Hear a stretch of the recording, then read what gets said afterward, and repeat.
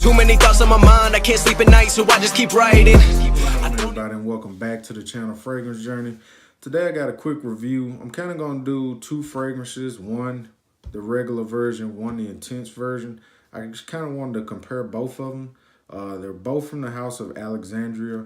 And I also want to show you Alexandria's new packaging, which I think is actually pretty cool. And I was wondering why they went up on the price. Now I know because of the packaging. So that's probably why the price is going to went up a little bit.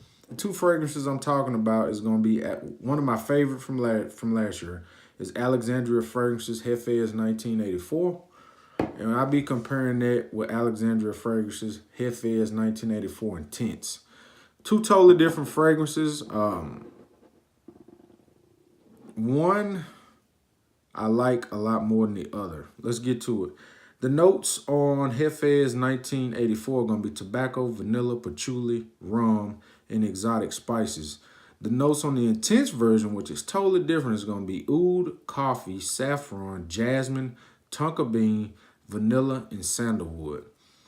Basically, this one to me is a beautiful fragrance with that tobacco, and then you get that vanilla, and you get that patchouli with the rum. It's just beautiful.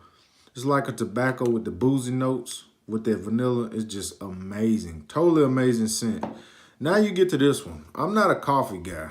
I don't really like the note of coffee. That's not something that really does much for me. But it's actually a nice fragrance. But to me, it's totally different. I'm not sure how this is the intense version, and it's totally different. It's more of a gourmand to me because you get a lot of that coffee with the vanilla. On the dry down, you do get some of the sandalwood. The tonka bean is heavy. I don't get a lot of the oud, but overall, it's a nice fragrance. But to me, the original blows it out the water just because I like tobacco and the whiskey note, the rum note, and this one with the vanilla and the patchouli. It's just, this is an amazing fragrance to me. The intense version, not the greatest to me, but if you like the note of coffee, you may enjoy the fragrance more than I did. But it just depends on your preference and what notes you like. I'm not saying it's a bad fragrance. I'm just saying it's not as good as the original. So, they changed their sprayer thing. They changed the atomizer up a little bit too. Wow, totally different. Well, that's cool. That's just a quick review. I haven't seen anybody review Hafez 1984 Intense on YouTube, so I just want to get a quick review out on it and just kind of compare it with the original. And just to say, I prefer the original more. See, I don't get any leather on her. See, the Intense 1984 Intense is leather, oud, coffee, and tonka. And then the original is a woody, aromatic, sweet patchouli. So kind of two different fragrances. I'm not a big coffee guy. And I don't really get much leather in here either.